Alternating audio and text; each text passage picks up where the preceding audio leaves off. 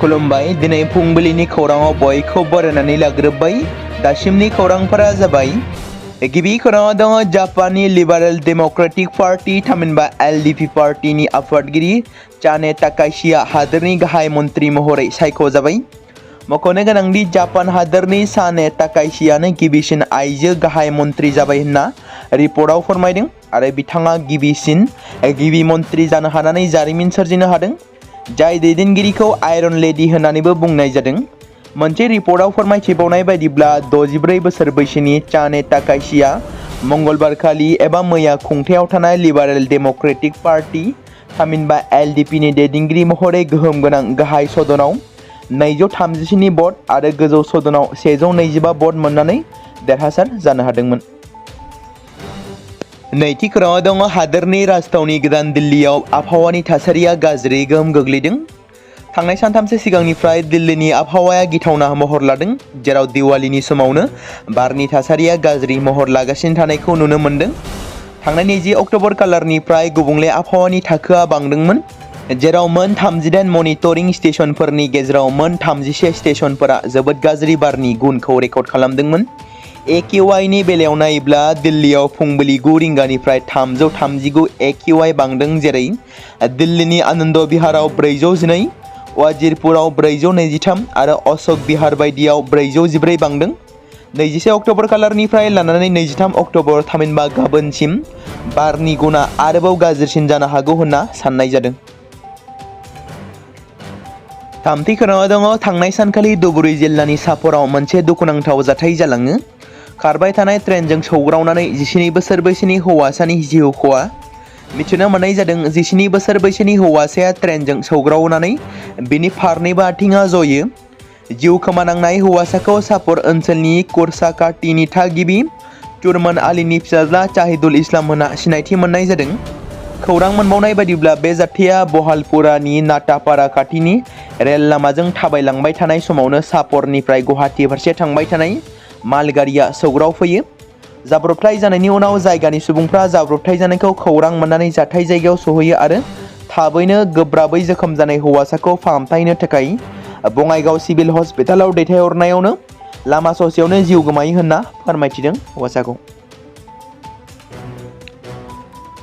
ब्रैथि खौराङाव दङ आसामनि जरहाट जिल्लानि देनेशनगरनि थागिरि आरो बिगियान आरो बिरोंदामिन मुलुगसोलोंसालि मेघालय USTMनि फिजिक्स बिफाननि एसिस्टेन्ट प्रफेसार डक्टर मुर्सुना कुसुआ इन्डियान स्पेस रिसार्च अर्गेनाइजेसन थामहिनबा ISRO नि regional academic centre for space थामहिनबा RACS नि हाबाफारिनि सिङाव मोनसे बिजिरसं प्रजेक्ट मोननो हादों।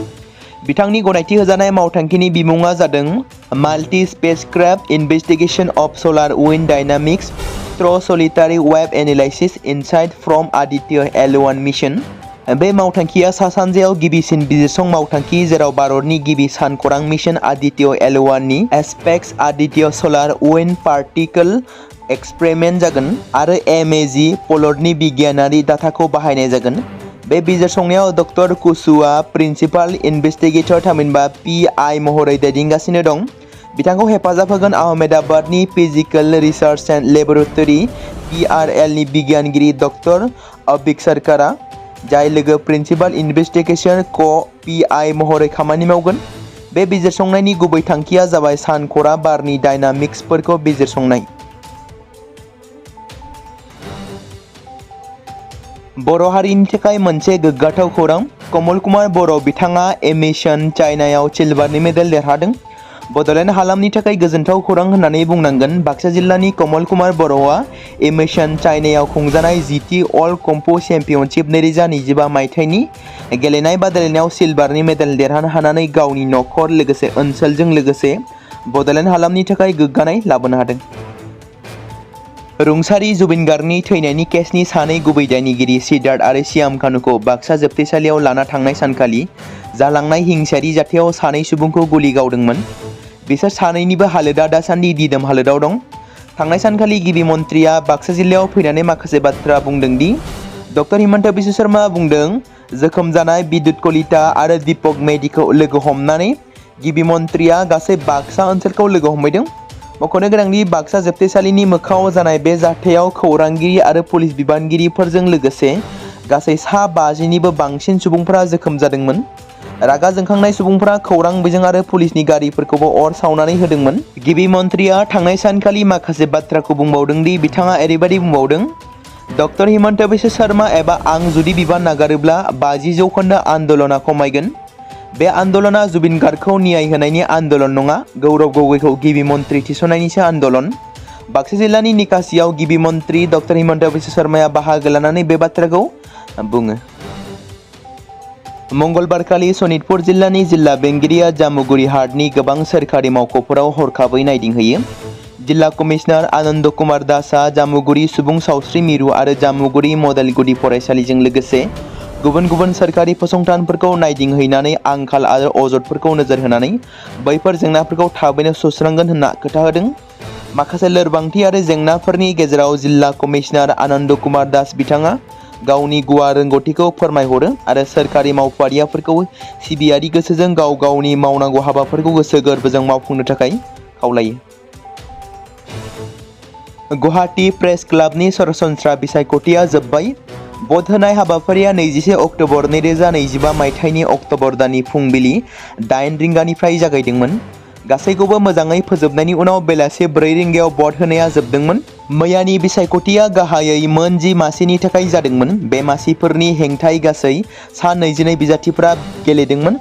2 बोसोरनि उनाव बे बिसायख'थिनि भट साननाया 2025 मायथाइनि 22 अक्ट'बर खालि फुंनि 9 रिंगानिफ्राय जागायगोन, थामहिनबा दिनैनि फुंबिलिनिफ्राय जागायगोन।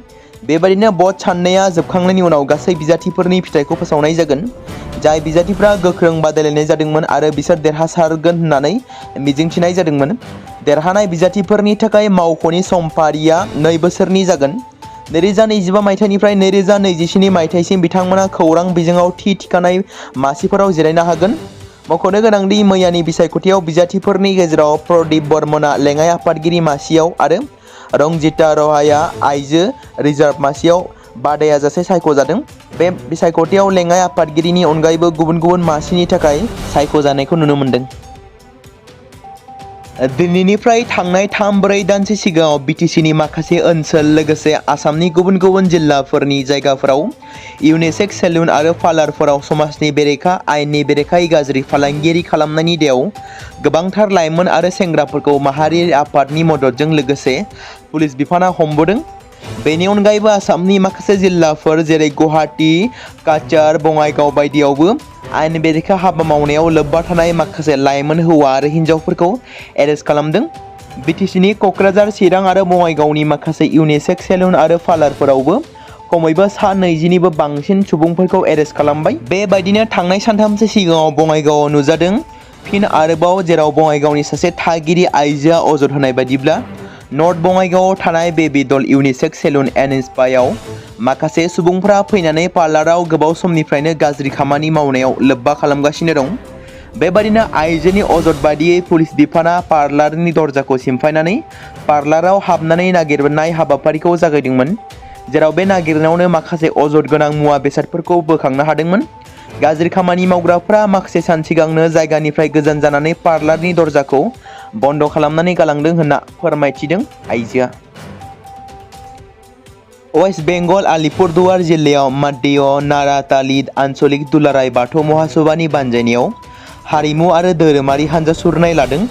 बर'नि गुबै बाथौ धोरोमखौ लानानै आलादायै गावारि धोरोमनि फारियाव लिरजानो एबा सिनायथि होनो फोसावजानायखौ गोजोननाय फोरमायदों वेस्ट बेंगलनि बाथौ धोरोमारिफ्रा। भारत सोरखारखौ साबायखर बावहरदों आरो लोगोसेनो बिटिआरनि बारग' गाहाय मावफुं सोद्रोमा प्रमद बर'खौबो साबायखर बावहरदों बिथांमोना। थांनाय बुधबारखालि जुबिन गार्गनि बुथारनाय जाथायनि दायनिगिरिफोरजों लोगोसे सिद्धार्थ श्याम कानुजों लोगोसे गुबुन 5 दायनिगिरिफोरखौ बाक्सा जिल्लानि जोबथेसालियाव दैथायहरनाय जादोंमोन। बै सानखालि बाक्सा जोबथेसालिनि मोखाङाव सोमजिनाय हिंसायारि थासारियाव 2 सुबुंखौ गुलि गावदोंमोन। बिसोरनि गेजेराव सासेया उन्दै गथ'मोन। 2025 मायथाइनि 21 अक्ट'बर खालि गिबि मन्थ्रिया गुलि गावजानाय 2नि न'खरनो 2 लाख रांनि चेक होदोंमोन। जेराव थांनाय सानखालि गिबि मन्थ्रिया बाक्सा जिल्लायाव फैनानै 2 लाख रांनि चेकखौ होदोंमोन। बेनि उनाव गिबि मन्थ्रिया खौरां बिजोंनि सिगाङाव माखासे बिबुंथि होदोंमोन दि बिथाङा बुंदोंमोन माखासे सुबुंफोरा खौरांगिरिफोरनि गेजेरजों नंखाय खौरां मोननायनि उनाव बेफोरबायदि थासारि सोमजिहोदोंमोन। गिबि मन्थ्रिया बेखौबो बुंदोंमोन दि जुदि आं बिबान एंगारगोन अब्ला खावसे सोमावसारनाया खमायगोन। जुदि गौरव गगৈखौ गिबि मन्थ्रि बानायो अब्ला गासै सोमावसारनाया खमायगोन। श्याम कानु आरो सिद्धार्थनि सोमोन्दै खौरां फोसावनाया मिडियानि गोरोन्थिमोन। आं जुबिनखौ न्याय होगोन। गिबि मन्थ्रिया बेखौबो बुङो दि श्याम कानु आरो सिद्धार्थखौ जोबथेसालियाव जेबो स्पेशल ट्रिटमेन्ट होआखै। श्याम कानु आरो सिद्धार्थ शर्माया उखै जानानै हायाव गोग्लैनानै दंमोन आरो दासिमबो बिथांमोना एखे जि-जोमखौनो गानगासिनो दं। बेबादि थासारियाव बायजोआव फोसावनाय जेबो ओंथि गैया होनना बिथाङा बुङो। कुमारिकाटायाव आयेन बेरेखायै जौ, गान्जा, बां फाननायखौ हमदों। तामुलपुर जिल्लानि कुमारिकाटा गोजौसिन फरायसालिनि लांगोना मोखाङावनो आयेन बेरेखायै जौ, गान्जा, बां बायदि रोखोमनि फेग्रा मुवाखौ फानबाय थानाय थासारियाव कुमारिकाटा आन्चलिक एबिएमसु आरो अल बिटिआर गरिया मरिया देसि फरायसा आफादा हमनो हायो। थांनाय माखासे सान सिगांनिफ्रायनो बे दखाना आयेन बेरेखायै जौ, गान्जा, बिरि, सिगारेट बायदि रोखोमनि गुबुन गुबुन फेग्रा मुवा फाननानै फरायसाफोरखौ गाज्रि लामाजों लांगासिनो दं होनना अजद दिखांदों। आयेन बेरेखायै जौ दखान होनायनि मुङाव कुमारिकाटा पुलिस बिफाना सासे आइजोखौ हमनो हायो होनना सुलुङाव फोरमायदों।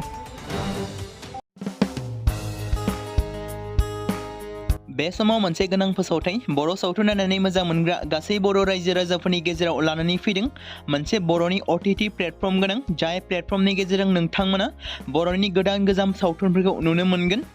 थांनाय माखासे बोसोर सिगां बर'नि गेजेराव लानानै फैनाय निउबो एप बायदिनो फिन आरोबाव लानानै फैदों बर' रायजो राजाफोरनि थाखाय। बे बाथ्राखौ मख'नाया गोनांदि 2025 मायथाइनि जानुवारि दानाव ओंखारनाय आंगो स्ट्रिम मुंनि मोनसे OTT प्लेटफर्म गोनां निउबो एपनि गेजेरजों नोंथांमोना गोबांथार बर'नि सावथुनफोर जेरै ट्रेजेडि, रमान्टिक, एक्शन आरो कमेडिजों बुंफबनाय सावथुनफोरखौ नुनो मोनगोन। जेरै सनानि नखर, थांखि गैयै समाज, अनसुला आफा, हिर', बिमा बायदि बाजै, अर, थैसाम, वान्टेड, संदान आरो रं नाम्बार बायदि सावथुनफोरा मख'जाथाव। बेफोर सावथुनफोरखौ नायनो थाखाय नोंथांमोना गिबियावनो आंगो स्ट्रिम एपखौ गाव गावनि मबाइलाव थानाय प्ले स्ट'रनिफ्राय डाउनल'ड खालामनानै लोगोसे इनस्टल खालामनानै गावनि मबाइल नाम्बारजों लगइन खालामनानै लाग्रोनांगोन। बेनि उनाव नोंथांमोना गोबांथार नुनो मोनै सावथुनफोरखौ गुगोल पे, फन पे आरो पेटिएमजों रं नाम्बार सावथुनखौ नायनो थाखाय 60 रां आरो संदान सावथुनखौ नायनो थाखाय 80 रां, वान्टेड सावथुनखौ नायनो थाखाय 60 रां, थैसाम सावथुनखौ नायनो थाखाय 60 रां बेबायदिनो गोबांथार नुनो मोनै सावथुनफोरखौ नायनो थाखाय सुबिदा खालामनानै होदों आंगो स्ट्रिम प्लेटफर्मा। फिन नोंथांमोननि गेजेराव फोरमायबावनो लादों बर' सावथुन नायनानै मोजां मोनग्रा गासै बर' रायजो राजाफोरनि गेजेराव लानानै फैदों मोनसे बर'नि OTT प्लेटफर्म गोनां, जाय प्लेटफर्मनि गेजेरजों नोंथांमोना बर'नि नुनो मोनै सावथुनफोर जेराव गोदान गोजाम सावथुनफोरखौ नुनो मोनगोन। बे बाथ्राखौ मख'नाया गोनांदि 2025 मायथाइनि जानुवारि दानाव दिहुनजानाय आंगो स्ट्रिम मुंनि मोनसे OTT प्लेटफर्म गोनां एपनि गेजेरजों नोंथांमोना गोबांथार बर'नि ट्रेजेडि, रमान्टिक, एक्शन आरो कमेडिजों बुंफबनाय सावथुनफोरखौ नुनो मोनगोन। जेरै रं नाम्बार, संदान, वान्टेड, थैसाम, अर, बिमा बायदि बाजै, हिर', अनसुला आफा, थांखि गैयै समाज, सनानि नखर बायदि बायदि सावथुनफ्रा मख'जाथाव। बेफोर सावथुनफोरखौ नायनो थाखाय नोंथांमोना गिबियावनो आंगो स्ट्रिम एपखौ गाव गावनि मबाइलाव थाखानाय प्ले स्ट'रनिफ्राय इनस्टल खालामनानै गावनि मबाइल नाम्बारजों लगइन खालामखांनायनि उनाव नोंथांमोना गोबांथार नुनो मोनै सावथुनफोरखौ गुगोल पे, फन पे आरो पेटिएमजों रं नाम्बार सावथुनखौ नायनो थाखाय 60 रां, संदान सावथुनखौ नायनो थाखाय 80 रां, वान्टेड सावथुनखौ नायनो थाखाय 60 रां, थैसाम सावथुनखौ नायनो थाखाय 60 रां बेफोरबायदिनो अर सावथुनखौ नायनो थाखाय 60 रां पे खालामनांगोन। बेबायदिनो गोबांथार नुनो मोनै बर' सावथुनफोरखौ नायनो थाखाय सुबिदा खालामनानै होदों आंगो स्ट्रिम प्लेटफर्मा।